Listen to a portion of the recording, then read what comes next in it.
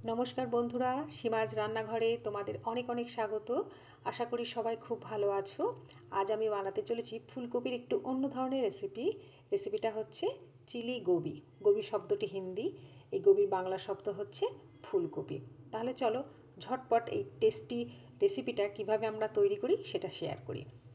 Chilli Gobi বা chilli ফুলকপি বানানোর জন্য আমি এখানে নিয়ে নিয়েছি ফুলকপি। ফুলকপিগুলো এরকম ছোট ছোট টুকরো করে কেটে নিতে হবে, খুব বেশি ছোট করবে না। এরপর এই ফুলকপিটাকে আমি একটু লবণ জলে 2 থেকে 3 মিনিট মতন সিদ্ধ করে নেব। খুব বেশি সিদ্ধ করবে না। দেখো আমি জল গরম করে নিয়েছি। এবার এর মধ্যে আমি দিয়ে দিচ্ছি ছোটো চামচের হাফ চামচ লবণ, আর দিয়ে দিচ্ছি এখানে ফুলকপি। আমি এখানে 2.5 কাপ মতো ফুলকপির টুকরো নিয়েছি। এবার চলো এটাকে আমি ঢাকা দিয়ে রেখে দিই। তোমরা কিন্তু অবশ্যই খেয়াল করবে এটা যেন বেশি সিদ্ধ না হয়। বেশি সিদ্ধ হয়ে গেলে এটা আর আমরা পরে স্টেপ করতে গেলে একটু অসুবিধা হবে। দেখো আমি 3 মিনিট মতন এটাকে রেখেছিলাম লো টু মিডিয়াম ফ্লেমে। এটা তৈরি হয়ে গিয়েছে। এবার আমি এটাকে জল থেকে বের করে কিছুক্ষণ রেখে দেব। খেয়াল রাখবে যেন ফুলকপির মধ্যে একটুও জল না থাকে। এভাবে এটাকে কিছুক্ষণ জল ঝরিয়ে রাখতে হবে স্ট্রেনারের মধ্যে। চলো এটা রেখে দিই। এবার আমি একটা ব্যাটার তৈরি করছি। এই ব্যাটারের জন্য আমি এখানে নিয়ে নিচ্ছি 3/4 কাপ বা 1.25 কাপ ময়দা। এর মধ্যে আমি দিয়ে দিচ্ছি 2 চামচ কর্নফ্লাওয়ার। দেওয়ার পর এর মধ্যে আমি কিছু শুকনো মশলা দিয়ে দিচ্ছি। দেখো এখানে আমি দিচ্ছি 1/4 চামচ গোলমরিচ গুঁড়ো, দিয়ে দেবো এর মধ্যে ছোটো চামচের হাফ চামচ লবণ। এরপর এর মধ্যে আমি দিয়ে দেবো হাফ চামচ আদা রসুন পেস্ট। আর একটু রং করার জন্য এর মধ্যে আমি দিয়ে দিচ্ছি কাশ্মীরের লঙ্কার গুঁড়ো, এটাও 1/4 চামচ। ব্যাস, আর এর মধ্যে আমি কিচ্ছু দেবো না। এটাকে আমি এবার জল দিয়ে ভালো করে গুলে নেব। তোমরা একবারে বেশি জল ঢালবে না, ঢাললে পরে কী হবে, এটা গোটা গোটা হয়ে থাকবে। অল্প অল্প করে জল ঢেলে এটাকে তৈরি করবে। যেভাবে ঠিক আমি করছি এইভাবেই করার চেষ্টা করবে। দেখো আমি অল্প অল্প করে জল দিয়ে এটাকে তৈরি করছি, তাহলে এর মধ্যে একটু লাম্পস থাকবে না। দেখো রেডি হয়ে গিয়েছে, তোমরা দেখতেও পাচ্ছ। এটা খুব বেশি পাতলাও নয়, খুব বেশি গাঢ়ও নয়, ঠিক এই রকমভাবেই এটাকে রেডি করতে হবে। এবার এর মধ্যে একে একে সিদ্ধ করা ফুলকপিগুলো দিয়ে আমাদেরকে এটাকে ভাজতে হবে। দেখো একবারে বেশি ভাজার দরকার নেই, অল্প অল্প করে ভাজবে। আমি এখানে কুকিং অয়েল নিয়ে নিয়েছি, তেলটা গরমও হয়ে গিয়েছে। এবার এর মধ্যে আমি দিয়ে দেবো একে একে ফুলকপিগুলো, যে ব্যাটারটা আমি তৈরি করলাম তাতে ডুবিয়ে। দেখো আমি একটা একটা করে ছেড়ে দিয়েছি। এবার এইভাবে সমস্ত ফুলকপিগুলো আমি ভেজে তুলে নেব। আর ভাজাটা কিন্তু অবশ্যই তোমরা একটু লাল লাল করে ভাজবে। দেখো আমি দিয়ে দিয়েছি। এবার এটাকে আমি উল্টিয়ে পাল্টিয়ে ভেজে নেব। দেখো রেডিও হয়ে গিয়েছে। দেখো ফুলকপিগুলো কী সুন্দর লাল লাল হয়ে ভেজেছে। তোমরা যদি চাও এটা চায়ের সঙ্গেও স্ন্যাক্স হিসাবে খেতে পারো। চলো এইভাবে আমি সবগুলো ভেজে নিয়েছি ফুলকপিগুলো। এবার এর পরবর্তী স্টেপ আমি কি করি সেটা দেখো। যে তেলে আমি ফুলকপিগুলো ভেজেছিলাম সেই তেলটা আমি খানিকটা উঠিয়ে দিয়েছি। এবার ওই তেলের মধ্যে আমি দিয়ে দিচ্ছি 1 চামচ রসুন কুচি।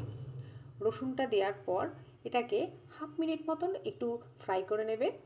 নেওয়ার পর এর মধ্যে আমি দিয়ে দিচ্ছি হাফ চামচ আদা কুচি।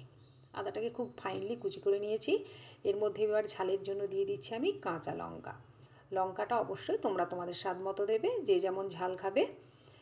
আমি এখানে 2টো কাঁচা লঙ্কা কুচি করে নিয়েছি। এরপর এর মধ্যে আমি দিয়ে দিচ্ছি ক্যাপসিকাম কুচি। আমি এখানে একটা ক্যাপসিকাম নিয়েছি মাঝারি সাইজের, সেই ক্যাপসিকামটা এর মধ্যে দিচ্ছি এবং এটাকে আমি দেখো কিভাবে কেটেছি। তোমরা চাইলে নর্মালভাবেও কাটতে পারো, কোনো অসুবিধা নেই। এবার এই ভাজা কাজটা তোমরা কিন্তু অবশ্যই হাই ফ্লেমে করবে। হাই ফ্লেমে এটাকে ভাজবে। এই সময়ের মধ্যে আমি চলো একটা জিনিস তৈরি করছি, সেটা কি দেখে নাও তোমরা। আমি একটা বাটির মধ্যে নিয়ে নিচ্ছি 1 চামচ গ্রিন চিলি সস। এরপর এর মধ্যে আমি দিয়ে দেবো 1 চামচ রেড চিলি সস। এরপর এর মধ্যে আমি দিয়ে দেবো 2 চামচ সয়া সস। আমি 2 চামচ সয়া সস দিয়ে নিয়েছি।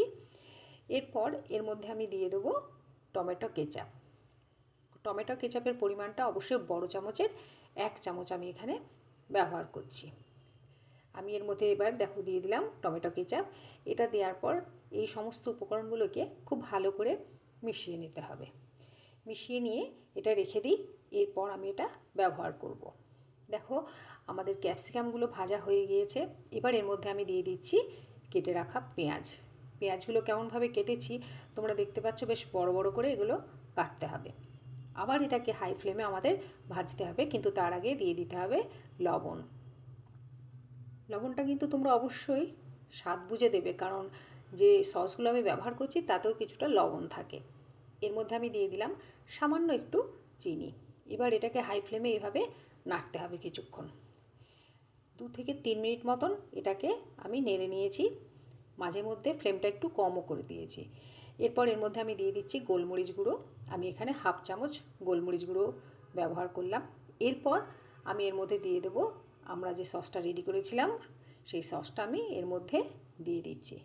সসটা দেওয়ার পর এটাকে আবারও আমি 1 মিনিট মতো ফ্রাই করে নেব। ততক্ষণ আমি এর থিকনেসটা বাড়ানোর জন্য বানিয়ে নেব কর্নফ্লাওয়ার আর জলের একটা মিশ্রণ। আমি এখানে নিয়ে নিয়েছি 1 চামচ কর্নফ্লাওয়ার। এর মধ্যে আমি দিয়ে দিচ্ছি 1/4 কাপ জল। দেওয়ার পর এটাকে আমি খুব ভালো করে গুলে নেব, যেন এর ভিতরে কোনো লাম্পস না থাকে। দেখতে পাচ্ছ এর থিকনেসটা কেমন হয়েছে। এটা খুব বেশি গাঢ় হবে না, এরকম পাতলাই হবে এটাকে। চলো এবার দেখি আমাদের ভাজাটা কত দূর হলো। দেখতে পাচ্ছ রেডি হয়ে গিয়েছে। এর মধ্যে এবার আমি দিয়ে দেবো আমাদের ভেজে রাখা ফুলকপিগুলো। ফুলকপিগুলো দেওয়ার পর এটাকে আমি কিছুক্ষণ আবারও নাড়াচাড়া করে নেব, যাতে এর সঙ্গে যে সসগুলো আমি মিশিয়েছি সেগুলো খুব ভালোভাবে মেখে যায়। আর তোমরা যদি মনে করো এটা এরকমই ড্রাই খাবে, তাহলে কিন্তু তোমরা এখানে কর্নফ্লাওয়ার আর জলের মিশ্রণটা ব্যবহার নাও করতে পারো। করলে কি হবে, এর থিকনেসটা একটু ভালো হবে, এটা একটু মাখা মাখা হবে খেতে, আর কিছুই নয়। এবার এটা তোমাদের চয়েস। চলো আমি দিয়ে দিচ্ছি আমাদের কর্নফ্লাওয়ার আর জলের মিশ্রণটা। দেওয়ার পর এটাকে আমি আবারও কিছুক্ষণ নাড়াচাড়া করে নেব। দেখো এইভাবে কিছুক্ষণ নাড়াচাড়া করে নিলেই আমাদের রেডি হয়ে যাবে চিলি গোবি বা চিলি ফুলকপি। এবার এর মধ্যে আমি দিয়ে দিচ্ছি লাস্ট উপকরণ, সেটা হচ্ছে পেঁয়াজ পাতা।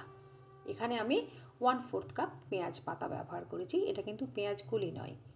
দেওয়ার পর এটাকে আবারও একটুখানি নাড়াচাড়া করে নিলেই আমাদের রেডি চিলি গোবি বা চিলি ফুলকপি।